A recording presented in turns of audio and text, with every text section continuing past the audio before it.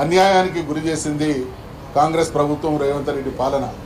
మహిళల విషయంలో 2500 స్కీమ్ కావచ్చు, ఈరోజు తులం బంగారం కావచ్చు.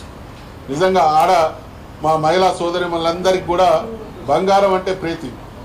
మరి దాని మీద మక్కువతోని కేసీఆర్ గారు మాకు చాలా గొప్ప పాలన అందించిండు.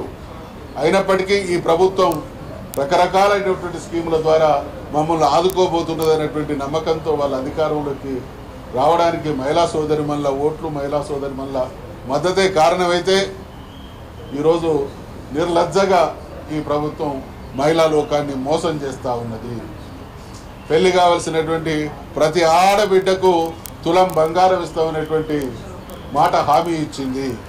మన తెలంగాణ మహిళా మనులకు కావచ్చు, మహిళా సోదరిమణులకు కావచ్చు, భారతదేశంలో ఉండేటువంటి మహిళా సోదరిమణులకు కావచ్చు, డబ్బు కంటే బంగారం అంటే మక్కువ ఎక్కువ.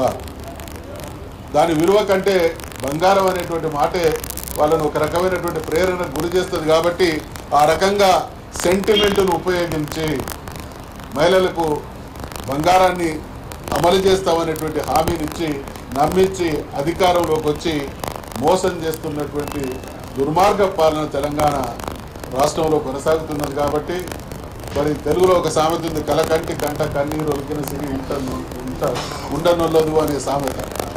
ఆ దయనీయమైనటువంటి పరిస్థితి ఈరోజు ఈ రేవంత్ రెడ్డి పాలనలో పునరావృతం అవుతా ఉన్నది. కాబట్టి ప్రజల పక్షాన చూసినా, మహిళా సోదరిమణుల పక్షాన చూసినా, పెళ్లి కావాల్సినటువంటి ఆడబిడ్డల పక్షాన చూసినా ఈ ప్రభుత్వానికి తప్పకుండా ఈ వర్గాల నుండి తీవ్రమైనటువంటి ప్రతిఘటన, నిరసన, వాళ్ళు ఇచ్చినటువంటి హామీలు అమలు కోసం రాబోయే రోజుల్లో తీవ్ర స్థాయిలో పరిణామాలు ఉంటాయనేటువంటి విషయాన్ని హెచ్చరిస్తూ శాసనమండలి సమావేశాలు జరుగుతున్నటువంటి ఈ తరుణంలో ఈ వేదిక నుండి మేము డిమాండ్ చేస్తూ ఉన్నాం, తక్షణమే పెళ్లి జరిగిన పెళ్లి కావలసినటువంటి ఆడబిడ్డలందరికీ కూడా తులం బంగారం ఇచ్చి మాట నిలుపుకోవాల్సిందిగా గుర్తు చేస్తూ ఉన్నాం, హెచ్చరిస్తూ ఉన్నాం.